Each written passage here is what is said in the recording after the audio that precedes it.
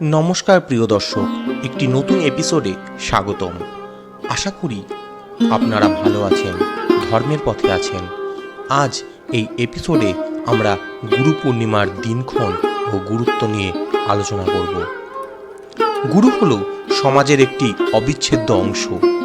হিন্দু ধর্মে গুরুকে ব্রহ্মা, বিষ্ণু ও মহেশের রূপ হিসেবে বিবেচনা করা হয়েছে। প্রতি বছর আষাঢ় পূর্ণিমার দিনে গুরু পূর্ণিমা পালিত হয়। জেনে নিন গুরু পূর্ণিমার তিথি, পুজো পদ্ধতি ও গুরু পূর্ণিমার গুরুত্ব এবং কিভাবে গুরু পূর্ণিমা শুরু হয়েছিল। হিন্দু ধর্মে প্রতিটি পূর্ণিমা তিথিকে গুরুত্বের সঙ্গে পালন করার উল্লেখ রয়েছে। তবে সব পূর্ণিমার মধ্যে অন্যতম ও বিশেষ গুরুত্বপূর্ণ হল গুরু পূর্ণিমা উৎসব। প্রতি বছর আষাঢ় মাসের পূর্ণিমা তিথিতে এই উৎসব পালিত হয়। গুরু শব্দটি সংস্কৃত গু ও রু শব্দ দিয়ে গঠিত। গু শব্দের অর্থ হল অন্ধকার ও অজ্ঞতা। অন্যদিকে করু শব্দের অর্থ হল আলো বা আশার আলো। যিনি অন্ধকার থেকে আলোয় পথ দেখান তিনিই সর্বশ্রেষ্ঠ গুরু। মনের অন্ধকার কাটিয়ে শিষ্যকে আলোর পথপ্রদর্শক হিসেবে ভূমিকা পালন করেন গুরুরা। পৌরাণিক কাহিনী অনুসারে গুরু পূর্ণিমার দিন ঋষি বেদব্যাস জন্মগ্রহণ করেছিলেন, তাই এদিনকে ব্যাস পূর্ণিমা নামেও পরিচিত। শাস্ত্রমতে গুরুকে ঈশ্বরের মর্যাদা দেওয়া হয়। গুরু শব্দের অর্থ হল অন্ধকার দূরীকরণকারী। হিন্দু ক্যালেন্ডার অনুযায়ী প্রতি বছর আষাঢ় মাসের পূর্ণিমা তিথিতে পালিত হয় গুরু পূর্ণিমা উৎসব। জ্যোতিষ পঞ্চাঙ্গ অনুসারে আষাঢ় মাসের পূর্ণিমা তিথি 10ই জুলাই দুপুর 1:37 শুরু হবে এবং পরের দিন অর্থাৎ 11ই জুলাই দুপুর 2:07 শেষ হবে গুরু পূর্ণিমা।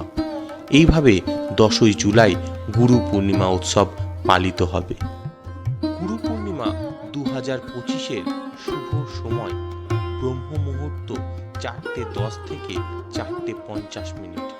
অভিজিৎ মুহূর্ত 11:59 থেকে 12:54।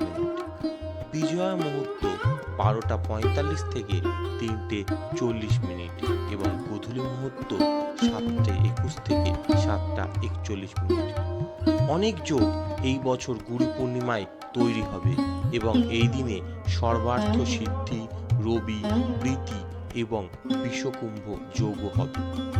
হিন্দু ধর্মাবলম্বীদের বিশ্বাস, এই তিথিতেই মুনি পরাশর ও সত্যবতীর ঘরে মহাভারতের রচয়িতা মহর্ষি বেদব্যাস জন্মগ্রহণ করেন। তাই এই দিন মহর্ষি বেদব্যাসের জন্ম জয়ন্তী পালন করা হয়। হিন্দু ধর্মে অনুযায়ী তিনি 4টি বেদের ব্যাখ্যা করেছেন। মহর্ষি বেদব্যাস বেদ বিভাজনের কৃতিত্ব তাকেই দেওয়া হয়েছে, তাই তার নাম বেদব্যাস। 18টি পুরাণ ছাড়াও তিনি রচনা করেন মহাভারত ও শ্রীমদ্ ভাগবত গীতা। এই কারণে গুরু পূর্ণিমাকে ব্যাস পূর্ণিমাও বলা হয়। বৌদ্ধ ধর্ম মতে বোধিজ্ঞান লাভের পর আষাঢ় মাসের পূর্ণিমায় সারনাথে প্রথম শিষ্যদের উপদেশ দেন গৌতম বুদ্ধ। হিন্দু পুরাণ মতে ভগবান শিব বা মহাদেব হলেন আদি গুরু। সপ্তর্ষির 7 জন ঋষি হলেন তার প্রথম শিষ্য অত্রি, বশিষ্ঠ, পুলহ, অঙ্গিরা, পুলস্থ, মরীচি ও কেতু। শিব এই তিথিতে আদি গুরুতে রূপান্তরিত হয়েছিলেন এবং এই 7 শিষ্য অর্থাৎ সপ্তর্ষিকে মহাজ্ঞান প্রদান করেছিলেন। তাই এই তিথিকে গুরু পূর্ণিমা নামে অভিহিত করা হয় বা গুরু পূর্ণিমা আখ্যা দেওয়া হয়। বন্ধুরা, আজকে আমাদের এই ভিডিও ভালো লাগলে অবশ্যই একটি লাইক ও কমেন্ট করে আমাদেরকে উৎসাহিত করবেন। ধন্যবাদ বন্ধুরা, দেখা হবে পরের ভিডিওতে। আর আমাদের চ্যানেল ভালো লাগলে অবশ্যই সাবস্ক্রাইব করবেন। ধন্যবাদ, আবার আসি, দেখা হবে।